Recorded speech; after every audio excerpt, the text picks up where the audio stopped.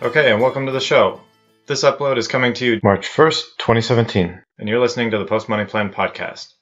In today's episode, we'll be talking about extreme frugality. This episode will definitely be not for the faint of heart. This episode is hosted by myself, Dallas Post, the founder of the Post Money Plan, as well as Jason Colwick. It's important for all the listeners out there to take this episode with a grain of salt, because some of these techniques and tricks might be on the extreme side to some. So regardless of what is discussed, not necessarily everything is advocated. These are simple tricks and tips that we have found to be useful in some sense, perhaps not useful in others. So it's important to keep a filter when you're listening to this information. Nonetheless, I think the first thing that we have to do when talking about frugality is to define waste and define what that means to you, define what frugality means to you. So I'll ask you that, Dallas. What does frugality mean to you? In my mind, the way I think of frugality is really focusing on the difference between needs and wants. And I've talked about this before, but really in differentiating what you need versus what you want, you start to realize that your needs are actually very few and your wants are very many. And if you really whittle down to only your needs, it amounts to a whole lot less than what you thought it was. And so once you start to cut out the frills in your life or things that you thought you needed but you really don't, that's when you start to really channel the idea of frugality. So to me, when I was in high school, I heard of a thing called Ben Franklin's 13 Virtues. It's basically a personal memoir he wrote when he was in his early 20s. You can find it online. There were 13 of them, but one of the main virtues that he espoused was frugality. And I believe he said something to the effect of, "Spend not what may benefit others or yourself." So that was quite profound to me, because what that means is all of your money and all of your resources and all of your time need to go to areas that are either beneficial to yourself or others. In other words, spending your money trivially on items that may not bring a benefit might not be very valuable. So what frugality means to me is minimizing waste.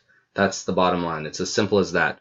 So what waste is to me is something that takes energy to produce, but produces no value. So for instance, if you eat a popsicle and you throw away the other half of it, that other half of popsicle had calories in it, it had food, it took energy for the guy to package it and to freeze it and to ship it, and you're throwing it away, so that constitutes dollars that you can say that was wasteful.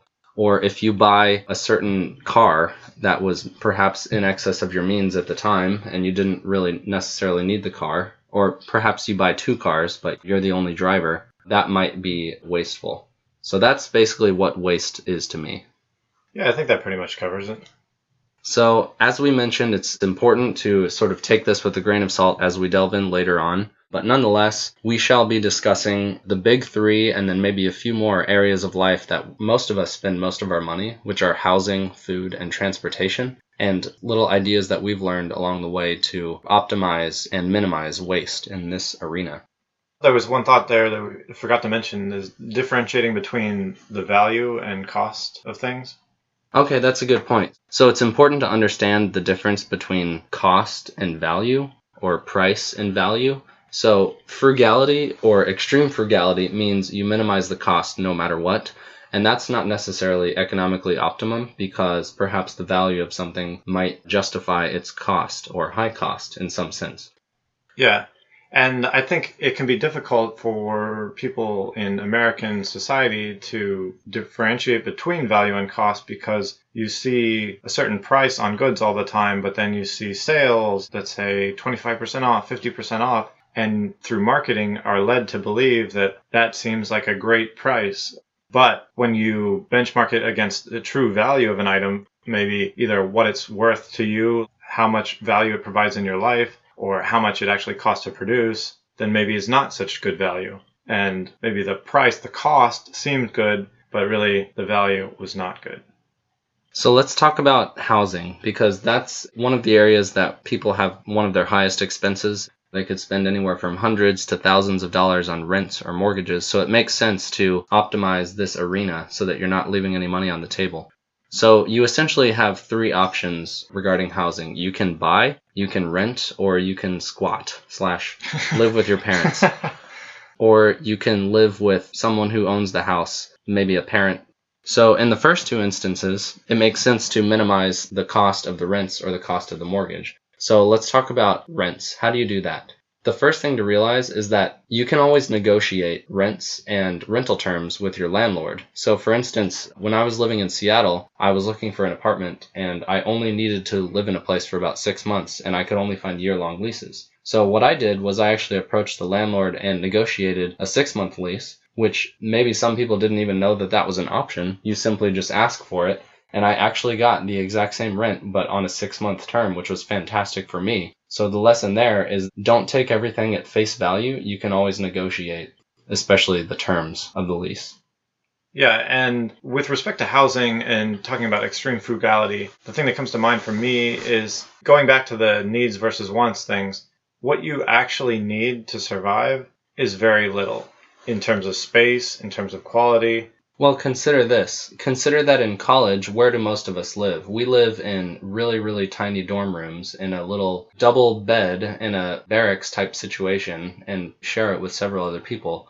If you are so inclined after graduation, you can continue living that lifestyle, A, because you're used to it, and B, because you're minimizing your space requirements. So if you look for housing after college and you're trying to minimize cost, it might make sense to opt for a slightly cheaper barracks communal type situation than living in a luxury apartment, for example.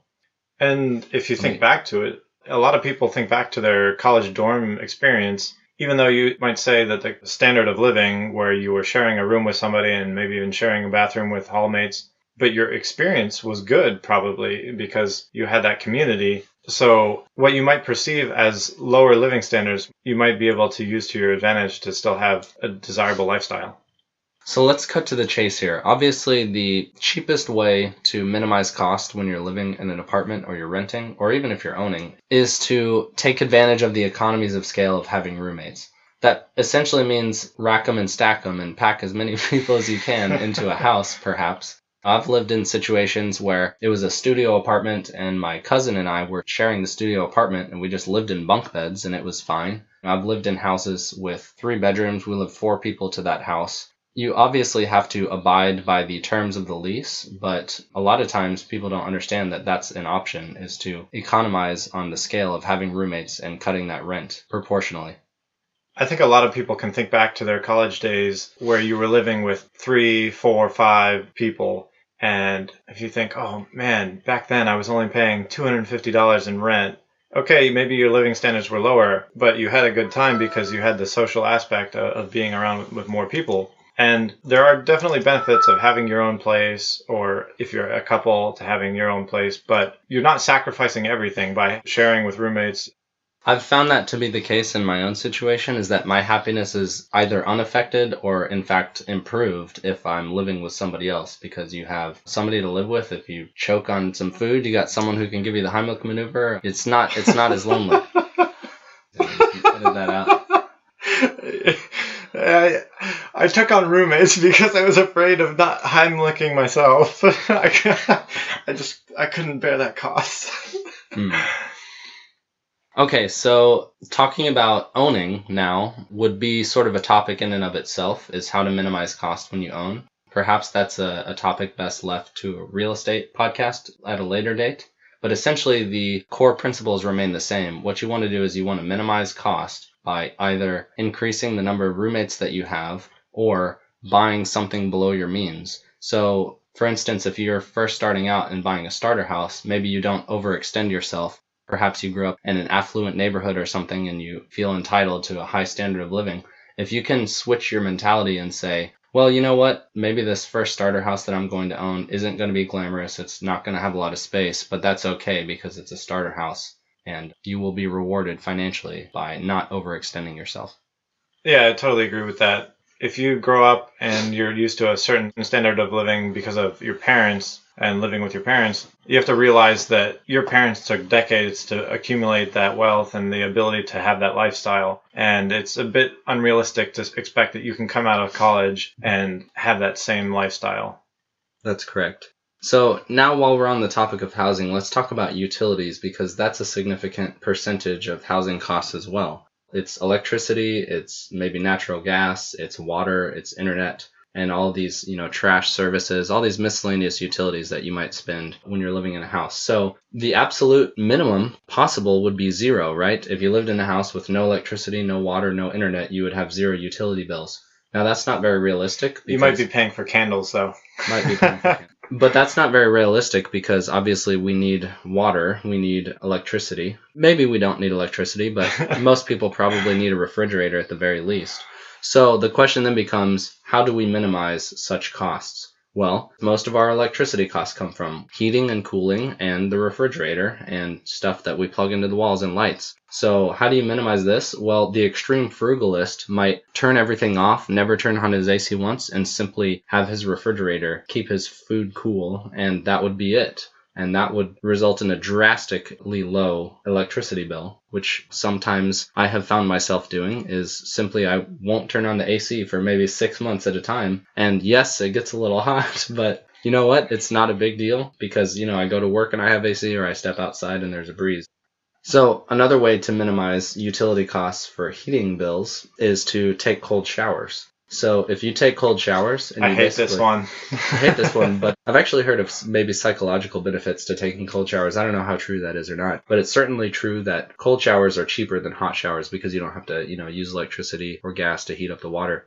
And even on top of that, if you have a gym or if you have a shower at maybe your work office or something, you could actually just shower there and then never turn on your shower at home, and that would drastically decrease your water and electricity costs. And now this tip might seem a little more extreme, but think of showering daily as perhaps a luxury. And we take that for granted that you have to shower every day. But is that really true? Do you really have to shower every single day? Do you become so dirty that it becomes necessary to shower every day?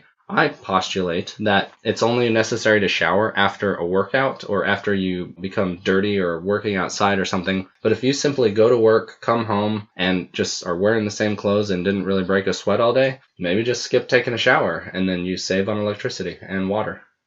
Yeah, that is an option. In America, we definitely have been given that affluence where we feel that we can take a shower every day. But even in cultures like in France, it's not as normal to do such things, let alone places like India or elsewhere.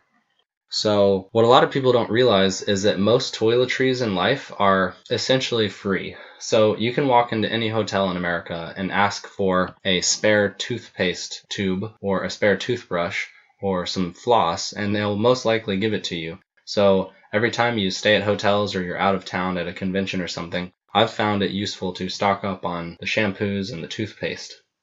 Another trick that you can do is that when you run out of toothpaste, you can actually cut the end off and get about 2 more weeks worth supply of toothpaste out of the bin instead of throwing it away, which may be slightly trivial and only cost a couple of cents here and there, but we are talking about extreme frugality here. When it comes to using shampoo every day can actually be, some would say, is damaging to your hair, but only shampooing every several days can actually be good for your hair and then also save on your shampoo consumption. That's a good point, and that brings us back to the not showering every day, which on the surface sounds crazy and sounds gross and disgusting because we've been programmed in the society to have an aversion to filth and all these kind of things. But if you can minimize the amount of times you shower, that's not only beneficial to your wallet, but beneficial to the environment as well because you're not wasting electricity or water, having to pump it and clean it and recycle it back to your own system. So another area in the personal hygiene realm of saving money would be to cut your own hair. Think about how much energy and money it costs to cut your hair. You have to get in your car, drive across town, go to the barber, sit in a chair, tell him what you want. He pulls out some scissors, he cuts your hair. You have to pay him, you have to tip him, you have to drive back home, and then all is said and done, it's 4 hours later and however much money you spent cutting your own hair. The alternative is to go to Walmart and buy a pair of clippers and just shave your head or cut them with scissors and maybe do that once a month, and then that's extremely cheap. Yeah, that one works pretty well for guys, especially with short hair. Maybe not as much for the women. That's true. One more small tip back to the hygiene and the home economics portion of it is to air dry your clothes. So if you air dry your clothes, you're A, allowing your clothes to last longer because they don't get beat up by the dryer, and B, you're saving on electricity costs. So another frugal tip is to share internet with your neighbors. So when I was living in a house, I actually approached my neighbor. I knocked on her door and noticed that she had a Wi-Fi system set up when I first moved in. Knocked on her door and said, hey, would you mind me paying you $20 a month or half your bill or whatever it is? And we share the same internet password. And she said, sure, I happily agree to do that. Who wouldn't want to save $20 a month for absolutely no work at all? So instead of having to have a whole new setup cost and pay $50 a month on my own, I now have internet in my house for $20 a month, which is insanely good, all simply because I asked and I'm sharing. Yeah, that's a really good tip. And that's just one of those ways of thinking outside the box where there are ways that are available. Maybe it's not standard issue or convention, what people normally do. But if you think a little bit, there are ways that you could potentially negotiate things to achieve a better result for multiple parties. Because not only are you getting cheaper internet, but then they're also getting some income that they wouldn't otherwise have. That's correct. And then along those same lines, as similar to the internet utility, would be a phone utility. So I have a company phone that I use at work, and because they're paying the phone bill, I essentially canceled my personal phone and said, wow, there goes $300, $400, $500 a year that I was paying for my personal phone. All that cost is now eliminated because I'm essentially using my company phone for personal purposes in addition to the company purpose. So, in summary, when you're talking about minimizing utilities in housing situations, obviously the complete extreme end of the spectrum would be to minimize consumption of said utilities to zero. Because that's not possible, because we need refrigerators to keep our food cool, it's okay to spend a little bit of money on these utilities, but it's important to understand that you don't have to take everything for face value. A $100 electricity bill every month isn't necessarily a given if you just use the minimum necessary. And I think it goes without saying that cable is almost completely useless if you're trying to live a frugal lifestyle. You just never need to pay for cable a day in your life because we have the internet nowadays. So that is easily an expense that can just be cut away immediately. Yeah, I think that's a good summary. Okay, so moving on into the next facet of life in which we spend a lot of money, which would be food. So obviously food is very important and we have to have food to live. So this kind of invokes my 2,000 calorie idea, which essentially says that truly, as Dallas, you mentioned early on, truly the only thing you need in life is 2,000 calories a day. That's the theoretical floor. It doesn't go any lower than that. You could not have housing. You could be homeless. You could not have clothing. You could not have a cell phone. You could not have a car. But if you have 2,000 calories a day and you're sleeping outside in the forest and it's not freezing outside, you will survive. That's the absolute bare minimum that you need to survive. So 2,000 calories come from groceries or they come from restaurants. Now, obviously, it's a lot cheaper to shop for groceries than it is at restaurants, just in general, because it would be impossible for a restaurant owner to buy the groceries from the wholesalers or the farmers and then not sell it for a profit. Yeah, because of the labor costs associated with restaurants, you end up paying a lot more for food at a restaurant than you would if you make your own meals through groceries. Precisely. So it's important to understand the value of restaurants and understand that there's a time and a place to eat out with friends, and that's to socialize essentially and to blow off steam, to de-stress. So if you find yourself eating at restaurants more often, perhaps alone, or you're going to fast food places a lot, that might not be an optimal situation, or there might be areas for improvement to decrease your food bill to get to that 2,000 calorie a day number for a lot less money. So the number one rule when you're talking about grocery shopping is economies of scale and buying in bulk. So they have these stores nowadays, all those wholesale stores, Sam's Club and Costco and all these type of things, in which if you are willing to buy your food in bulk, you can save quite a bit of money by doing so. I would just add, not only buying in bulk, but then if you cook in bulk where you make a meal on the weekend for the rest of the week, that you could have that for lunch every day at work if you take it with you. And then instead of having to pay $10, $15 trying to find a meal for lunch when you're out at work, you have your prepackaged meal that you brought with you when you made earlier on the weekend. That's precisely what I do at my own personal job is I cook in bulk on a Sunday for the entire week for 6 or 7 straight days. I put it in 3 very large Tupperware bins. It's just basically a meat and vegetable stew every week, so I get all my nutrients. And I take it to work with me. And not only is it cheaper, but it's more convenient because I can eat at my desk and work through lunch. So that has helped me a lot. And I think what a lot of people have a misconception of is that to buy healthy foods might be a little expensive, but I've found that not to be the case. Typically, the cheaper foods are the staple foods like vegetables, and you've got your sweet potatoes, and you've got your stock meats, chicken and beef. All these things are quite cheap, and they're quite simple if you buy them in bulk. It doesn't have to be expensive, and then cook in bulk or prepare yourself. So just ballpark numbers that I've found in my own experience cooking through food is that on the lower end of the spectrum, I can spend about $80 a week, which translates to $350 to $400 a month in grocery bills. That's about as low as I can go to achieve my 2,000 calorie a day threshold. And then on the upper end of the spectrum, if I'm eating out or not cooking optimally, I can spend as much as $1,000 a month. And if you think about it, that difference of $600 a month is quite significant. $7,000 or $8,000 per year difference simply in optimizing your grocery bills.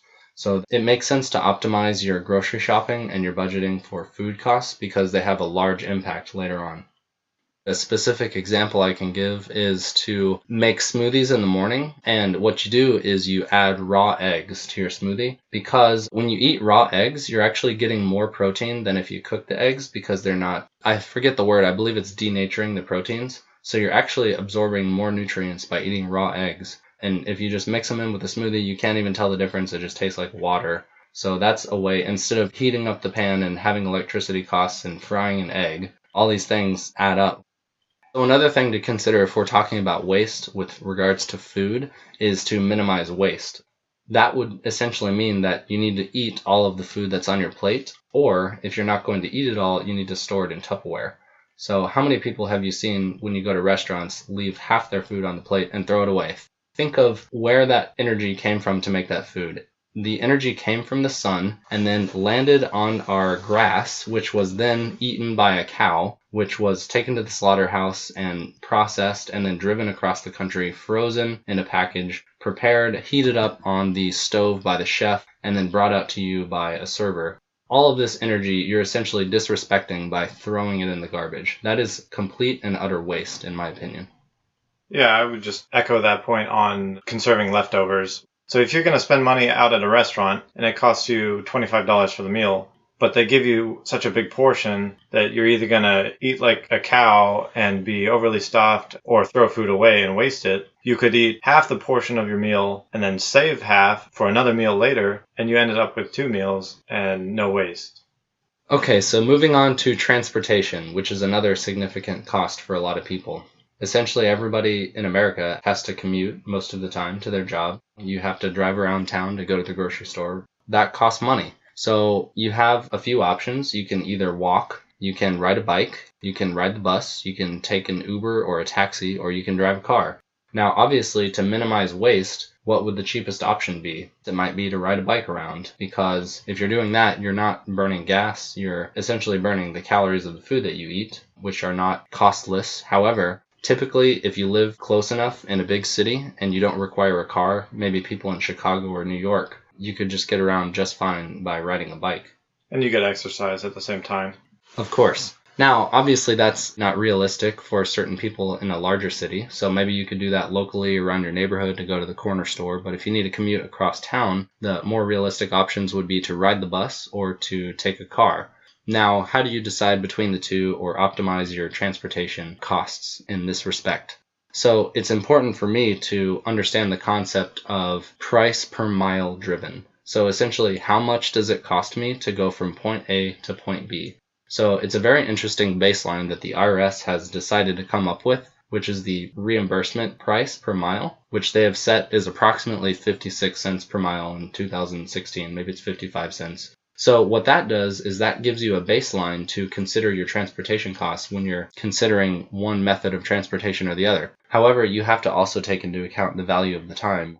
So if you get on a bus and you pay $3 in bus fares and you only travel 5 miles, that would be the equivalent of paying 60 cents for every mile that you are transported, in addition to the extra time you had to spend to go stand in line for the bus and wait there and then commute and then walk to wherever it is you're going after that. So essentially, that might not be the optimal situation for a lot of people if you start to take into account the value of your time. So the next option is obviously to purchase a car And the philosophy needs to be similar when you're purchasing cars. So because we have a baseline number for price per mile driven, what you do is you add up all of the costs associated with owning and operating a vehicle, and then you divide them by the total number of miles driven. So for instance, the costs associated with driving a car: gasoline, insurance, maintenance, interest payments on a loan, and depreciation. So those are the big five. So you add all those up, and then you divide by the total number of miles that you've driven in that time period. If that number is over 56 cents a mile, you're sort of behind the game. In other words, that's maybe a luxury vehicle or a sports car or something. And then if you're on the lower end of the spectrum, you're actually doing very well. Probably the most confusing term of all these would be depreciation. Well, how on earth do you know what the depreciation of your car is? Well, the Consumer Reports and the Kelley Blue Books and all these websites actually publish these depreciation graphs, which essentially marks depreciation value as a function of how many miles you're driving in your vehicle. So you can actually look at these graphs and determine based on when you bought the car what your depreciation will be for how many miles you plan to drive it. Yeah, there's two ways to look at it. Either the value your car loses over time or the value your car loses based on how many miles you drive. And either way, you equate it to a certain amount of time costing you a certain amount of money for your car, or a certain amount of miles driven costs you a certain amount. Precisely. Essentially, there's two modes of car ownership. There's reaping mode and there's sowing mode. So if you're in reaping mode, maybe you're wanting a sports car or a luxury car or something like that. You want comfort, you want style, you want speed. But if you're in sowing mode, you don't really care what your vehicle is, and you just want to go from point A to point B as cheaply and safely as possible. So you need to add up all those cost numbers and do the math and consider a vehicle in that range. Now, I've done a little bit of research into this number, and it actually turns out for me, what I found through research is that one of the cheaper option of cars to buy is obviously not a new car, because the depreciation loss is way too great. But on the flip side of that, if you buy a car that's too old, then the maintenance starts to go up over time. So the optimal turns out to end up being buying a car that's 4 years old or so with 50,000 miles on it, and then driving it until it's at about 100,000 or 150,000, and then selling it 5 years later. And then that's buying a sedan, perhaps a Japanese sedan, because they're notoriously cheap and easy to maintain, and get pretty good gas mileage. So that turns out to sort of be the optimal sweet spot in terms of lowering your price per mile for your cars driven.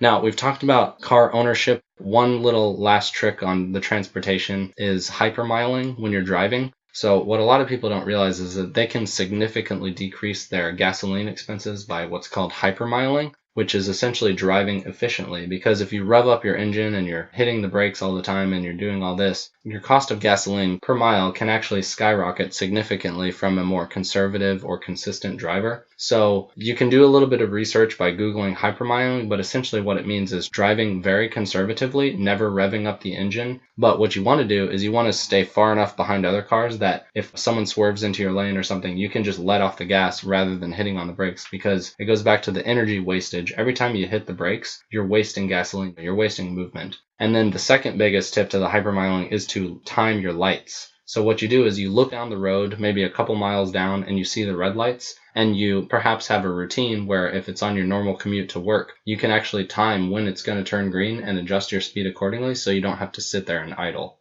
Yeah. One thing we didn't mention was just when you're buying a car, picking a car that has very efficient gas mileage can end up saving you approximately $1,000 a year on gas just by 10 to 15 miles per gallon better efficiency. So a lot of philosophies here have been towards minimizing consumerism, because increased frugality is mainly about minimizing consumption rather than recycling or reducing. One kind of summary point that I would emphasize would be being willing to buy used instead of new. There's so many things that you can purchase used which are still completely satisfactory in terms of quality and your consumption, but you get at such a better price that it saves you a ton of money. If you think about buying a used car instead of a new car, you save a ton of money.